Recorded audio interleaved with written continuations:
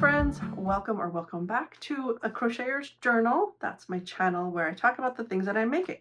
I started out as a crocheter. I still crochet all the time. I always have a crochet project going, but I do more knitting than I do crochet, just because at my age I have done so much crocheting that I have a few shoulder issues that keep me limited, but I still do crochet. I just take a lot more breaks.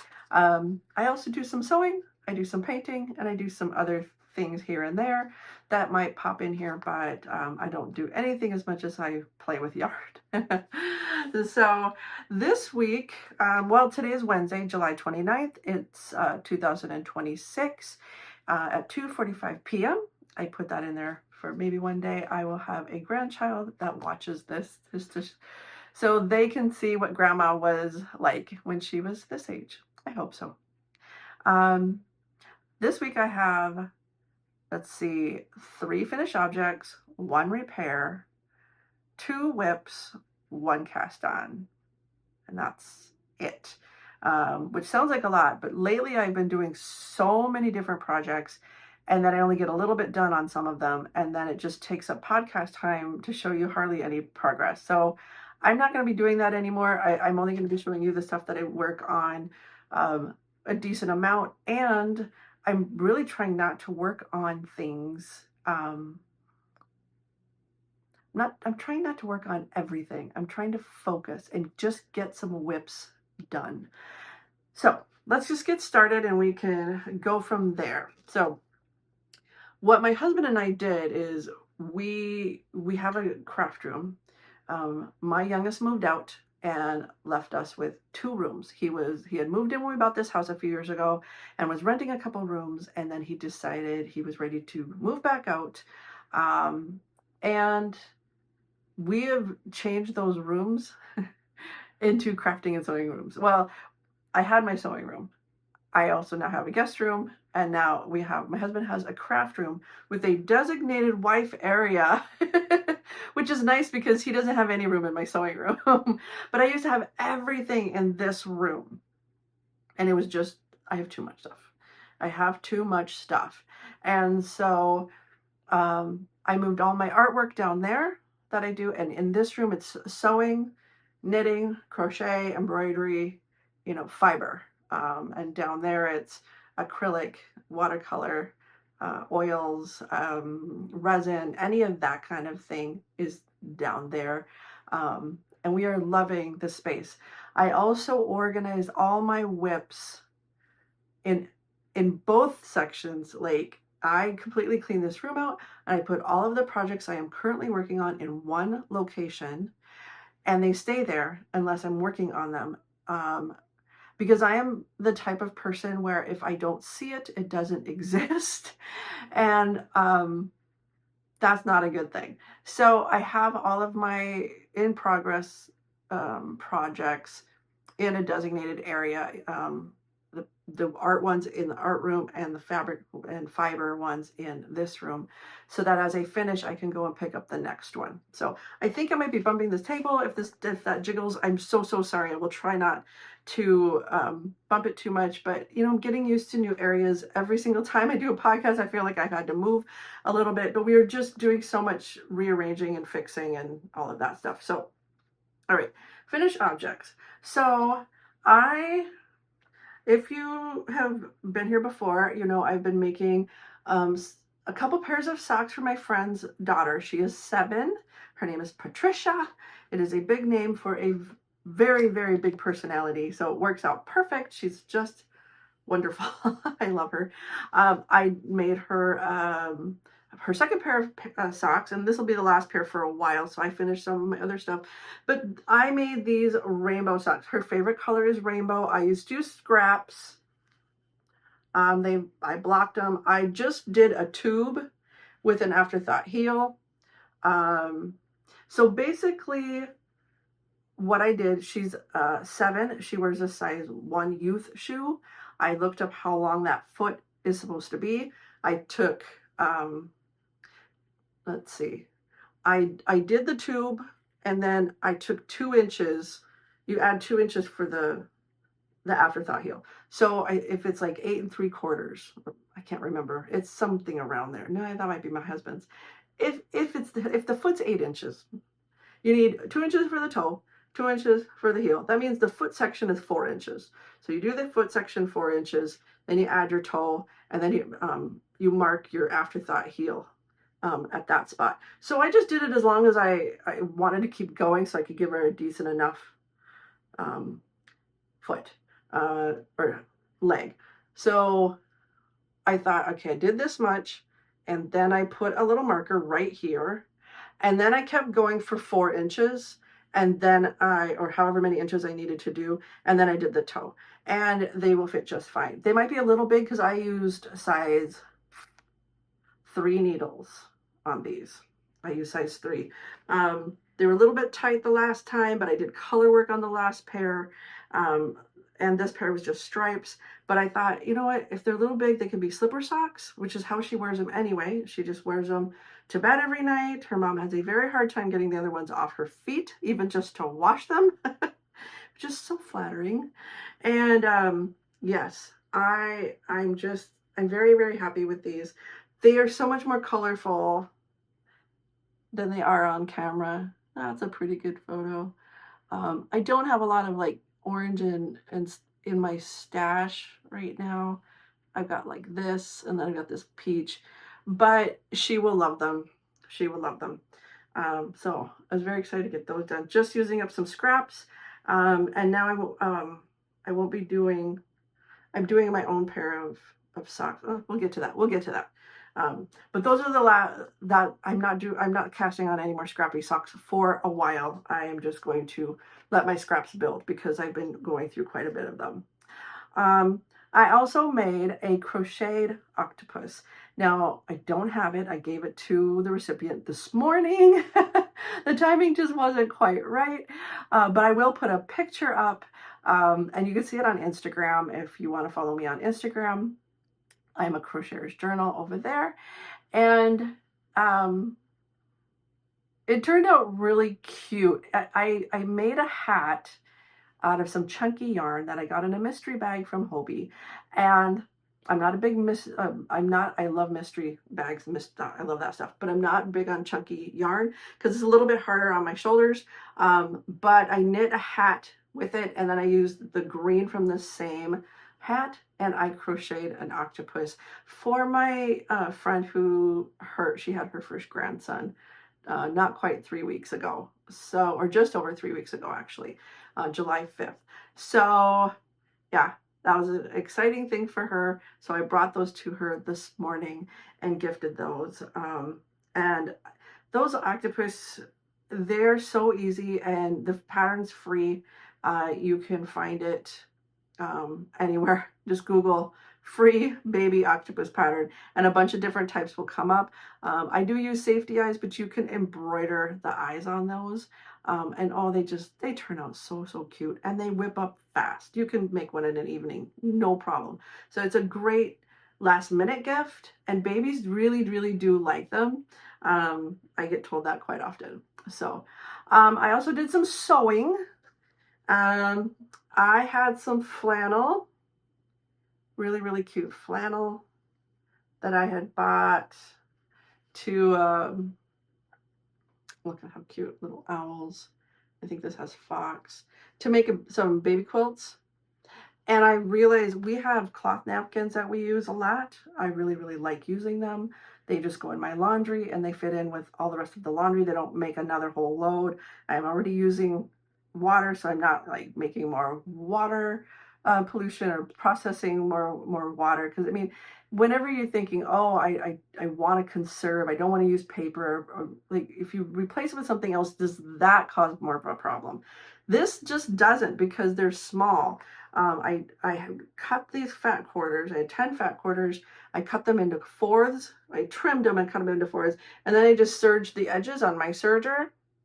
Really easy. And then we will I keep them in a drawer in the kitchen. We will grab one. They're flannel. Now, cotton does not absorb like paper towel at all. Cloth napkins do not absorb the way paper towel does. They're not for cleaning per se. I use them if like wipe my hands at dinner. to maybe hold a sandwich, like a grilled cheese sandwich that's hot, or just any sandwich just to hold it so I don't have to use a plate. And I'll use it for the whole day if it's not dirty. And yeah, where paper towel tends to just go in the garbage.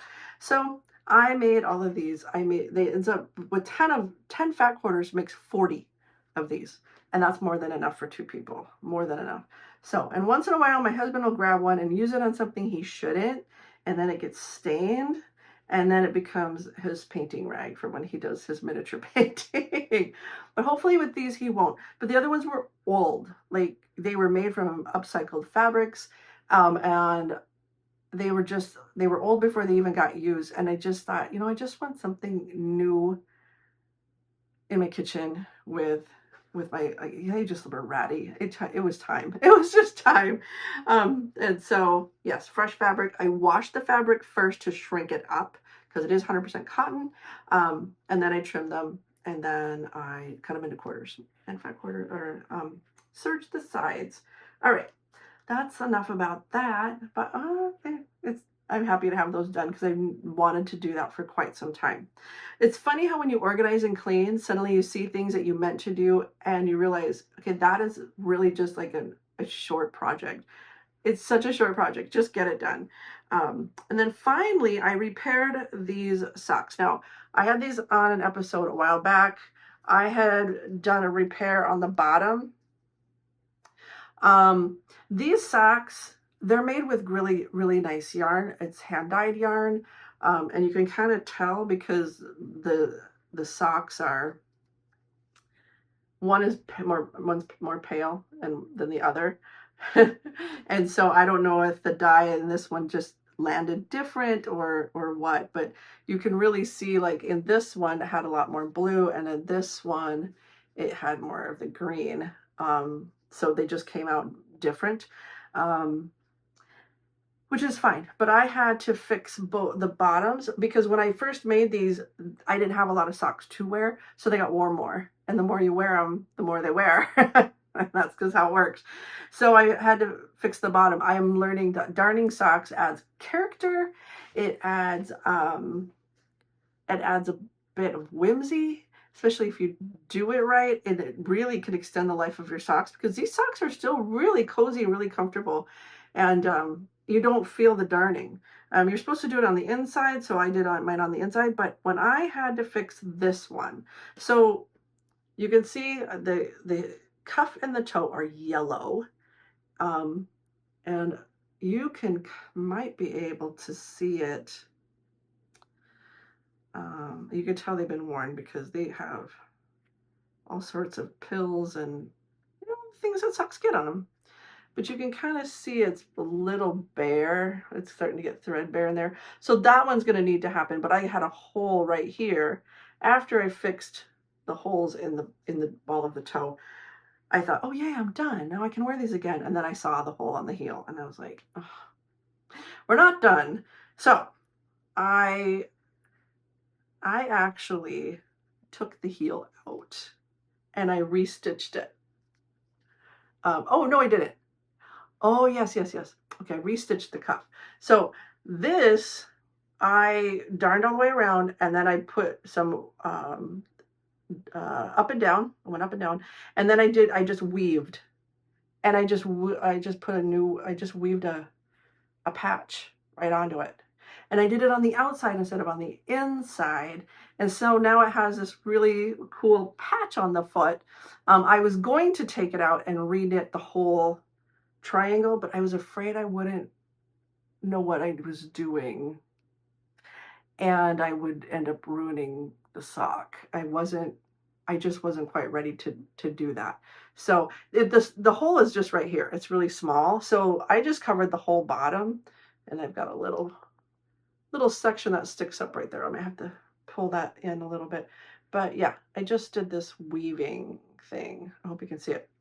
Then when I finished that, I realized there was a hole right here where when I changed colors, something must have happened and it was pulling out. So I took off the entire cuff, and then I just started here and knit that way. And I knit the same 2x2 with, it was a 2x2 rib with the same amount of rows. I think I had 11 rows because they're shorties. And then for this cast off, I did not do a regular cast off. I think it was called a Japanese cast off. It's really stretchy because I had done a cast off that was stretchy. It was a stretchier cast off. It wasn't super stretchy. It was just a stretchier than a regular bind off. And I went to put it on, and it was tight. And I'm like, that's gonna drive me crazy. So I took the binding back off, and I went to that super stretchy because I thought, well, maybe that'll be too stretchy. No, stretchy's okay to get it over your foot. These are just old socks that I want to keep around. So I added the green, and yeah. So now I have another pair of socks that I can use, and I don't have to throw them away. So that's all I got done. That's more than enough. I mean, it's been 2 weeks. I do have a job. We did overhaul 2 bedrooms. So yes, between moving into the craft room and getting settled there, and then I completely cleaned out this room and reorganized and moved stuff around and the works. So it was a lot. It was a lot. So yeah, so that's what I got done. Now, for work in progress, I forgot to talk about last time. I had said I had 4 things done, and then I didn't look at my notes. I'm practicing looking at my notes, and I was working on my Wattle stitch corner to corner blanket. Now, I love crocheting corner to corner. Love corner to corner. I love corner to corner because I don't care if I've been crocheting since I was 4. I am 56 and I still am terrible about gauging how many stitches to chain to make a blanket the size I want to.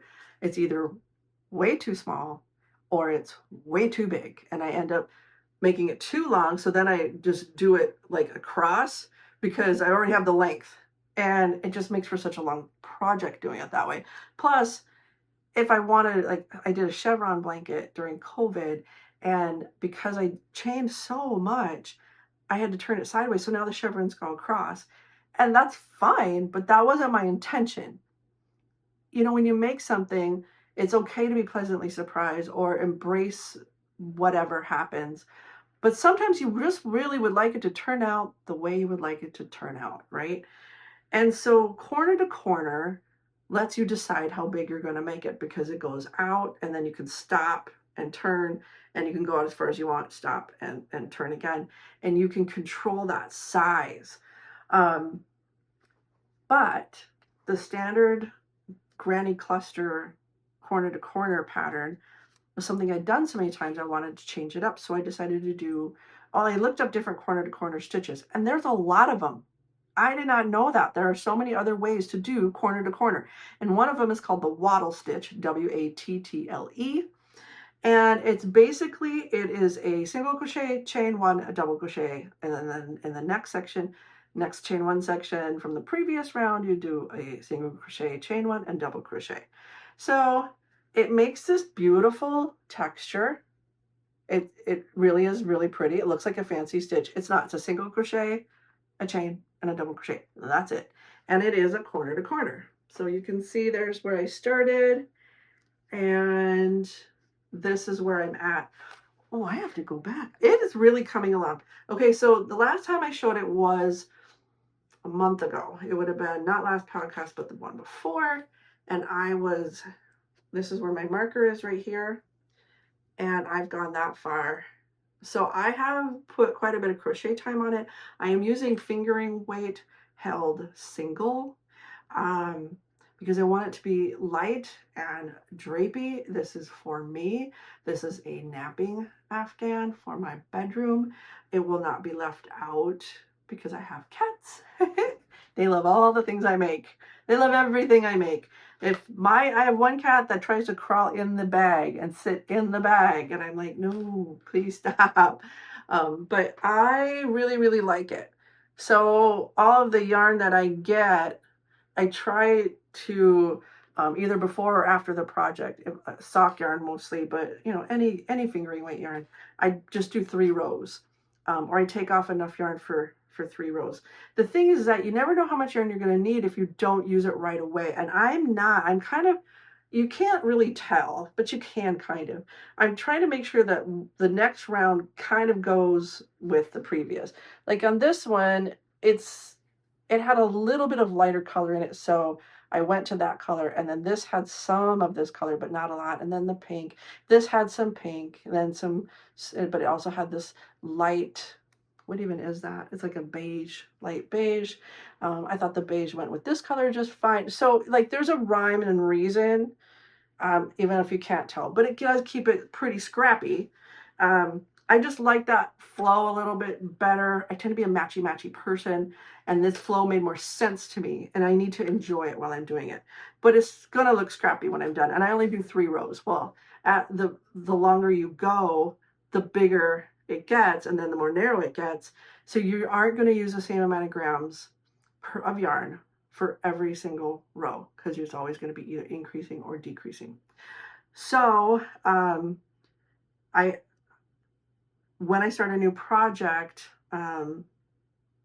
if it's a color that will go on here, and I know I'm going to have extra at the end, I'll quick put that color in the blanket. If it doesn't go with the color that's next, then I'll just wait until I'm done, and then I'll put some of the yarn in here, and then once I use it, it can go into the next scrap thing that I do. I do have another project that I'm not showing you today. It's Granny Square's cardigan, and I always do 1 Granny Square from all of the fingering weight yarn that I use for that, and I use that right away before I start the project. I mean, most of the time, fingering weight, I just do socks. There's always leftovers. If I were doing a sweater or some other project where I needed to know I was going to have enough, I wouldn't do that. But you know, having enough scraps to do a big blanket, for me, I've only been knitting socks a couple of years, and I'm not a fast knitter. This year I made way more socks than I've ever made. So I don't have the scraps. So I have to be a little bit more creative in getting my scraps somehow. So that's how I'm doing it. Let's see. The more I work on that, the more I want to work on it, and then my shoulder starts hurting, and then I have to make myself stop, and it makes me sad because I want to use it already. I can't wait. And then the other scrappy pair of socks that I am knitting, and this will be the last pair of scrappy socks that I make. And then I have quite a bit of, I've kitted up projects, if that makes sense. I know I have the yarn, I have the pattern, I just haven't gotten to them yet. So I put them in some Ziploc bags. They're sitting there ready so I can see them. They're in the work in progress area, even though they haven't been started, because they're things that I already have planned to do. So for me, that's just a work in progress that hasn't been started yet. I don't want it in the area that's just for supplies.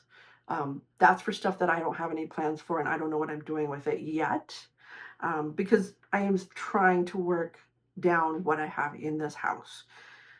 And if I didn't have so many interests, I wouldn't have so much stuff. Please tell me you know what I'm talking about. There's so many cool things to try. There's so many. I have quilling paper. I have so much quilling paper. I have a e-spinner and fiber to use up. I mean, I'm like, just use what you have and for as much as possible. And so I'm trying to do that. So I do have these scrappy socks because I just was itching to make something scrappy. So these are for me. And it is this beautiful yarn. I'm getting better about keeping my tags for my yarn so that I can tell people, you know, this is what the yarn is, because I did it for the longest time. I have no idea.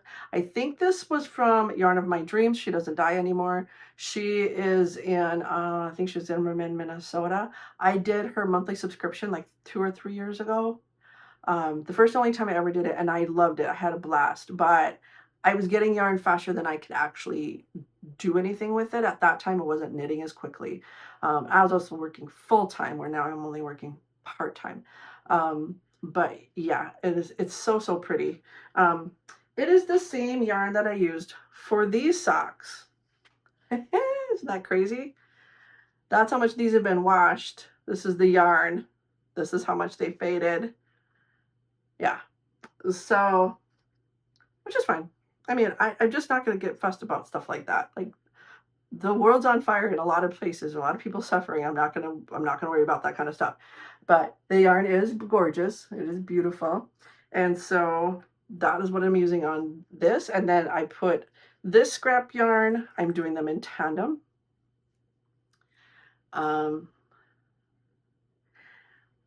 It looks like, so there's aqua teal color, there's yellow, there's pink, there's blues, and so this is actually a navy blue. It looks black, but it's actually not. And this color is in there, and I thought I'm gonna do it because I wanted to have a few more colors in there. I don't know if I'll regret it, because so I am going to do it. There's not a lot of it. I am going to do it one more time later on the toe. And I have a lighter blue. It looks like a gray, which in here you can see it has some of it in there. So, and then this was the darker blue. So, and I also still have this pink. I only have the one yellow, but I still have quite a bit of it, so I'll be able to get another stripe of that. And I have this pink too. And so I'm doing the same as I did Patricia's socks. I'm doing a tube, and then I'm putting in an afterthought heel. So what I'm doing is I'm doing 8 rounds of the main color, and then 4 rounds of a stripe that matches, and then 8, and then 4. And when I put the afterthought heel in, I'm going to do it right in between one of these and split one of these, because I love afterthought heel, but I hate messing with the joins if I do it right on the edge there, and I inevitably hit a joint, because I like my joints to be on the bottom and not on the top of my sock. I like that to be on the foot part where you can see the joints. I'm not the best at picking up the jogs, and when they're scrappy socks for me, I don't get too worried about it. But I would rather have the heel down in here, and so I hit those joins, and I don't like fussing with them. I just don't. So that's the plan. I hope these will be done by the time I see you next. These are the socks that I bring to work for my hour lunch. And it is amazing how much you can get done in an hour. Amazing how much you can get done. I mean, I eat and then I have probably 45 more minutes. So that is the only 2 works in progress that I have right now. So the last thing is my cast on, and that would be the Stephen West Surprise Summer Sock Along, which came out, the first clue dropped yesterday. I was at work. I didn't take the day off. My husband and I work at the same place. He saw me and he's like, "You didn't call in. I'm so proud of you." And I'm like, "I know, I went to work like a good person." But I had already started him that morning, and then I brought him to work on at work, which I did. So I'm going to show you what I've got so far. So if you are doing this and you haven't seen the clue, or you don't want to see the clue, now is your chance to pause, skip, be done, end the video, whatever you want to do, whatever you feel comfortable with. I love that you're here. I'd love for you to stay, but I get it. So don't ruin it for yourself. Okay.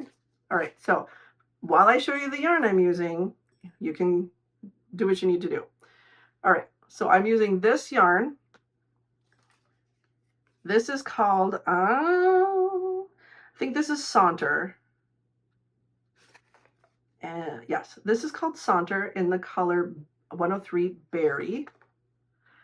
And it's got a little bit of periwinkle. It looks gray, but it's like a light purple, periwinkle purple. And then this is the contrasting color. So you needed to find a fade or some kind of stripe or some kind of movement, right? Gradient. And this one actually is Fair Isle. This will knit into a Fair Isle pattern. I will try to, sorry, I have an itch. Thinking so hard. Okay then. All right, this, I'll try to put a picture up so you can see why I picked this one, because I was looking for a yarn that I thought was pretty. I love this color. This is Uni Merino, It's a superwash nylon blend, and the other one is a superwash polyamide bamboo blend. So, and this color is called Lipstick, and it's an orangish red. To me, it's more orange. It's like a peach, like a watermelon mango kind of thing, I guess. I just love it. So those are my colors. I will try to put a picture of the SSAL sock that I saw when I was searching through Universal Yarns, which is what these are both, what both are commercial brands. And so far we're starting at, turn away, last chance. We're starting at the heel. And this is what it looks like so far for me. Now, first you did these wedges and then you stitch across, and now I'm doing the heel. This is the heel turn. So this is going to be the back, and this is going to be the bottom. And then there's more to the clue. I have not finished the clue. I'm hoping to finish it between today and tomorrow, and then get the second sock started, if not done, for the second clue. Really gonna, like, the last time I did this was 2 years ago. I did one sock and I finished it much later than the actual event. And then I did the other sock I did like the following summer. It took forever to get a pair of socks done. So I've learned, if you've been here before, I have to do tandem or I am in trouble. So I will finish this. This goes so fast. It's just short rows. Isn't that pretty? Oh, it's just garter, short row wedges. And now I'm doing, I just did the heel turn, and now it'll be time for me to do this in the next section. Let's see. It's going to be the gusset, and then I'm done. So this is a short clue. So I'm a little concerned about how the next clues are going to go, because sometimes there's one clue that's really small and easy, and then sometimes there's clues that are so much knitting. So I'm hoping that doesn't happen, because these are socks, and I've done a lot of sock knitting, and I've done a couple shawls, and those are a lot of knitting, and these are just not. So I'm really hoping that I can get through these and do both socks and have them done at the end of the 4 weeks. Wish me luck. Wish me luck. And I love doing the knit-alongs with Stephen West because of the people. He has so many people that do these, that the Ravelry group is massive. So the photos are everywhere. And a lot of times there's YouTube videos of people like talking about their progress, and you just get this fire in you. And of course, the one in the fall is the big one, and not just is everywhere, it feels like, but especially if you're looking, you'll see it if you're looking. Sometimes you don't see it if you're not looking, but that's with life. You know, when you want a blue car, suddenly you see blue cars driving everywhere. So it's just such a fun time. It's such a fun time. And I learn something different every time. I've never done anything like this. Never. Because that's what he does. He introduces something completely different and walks you through it.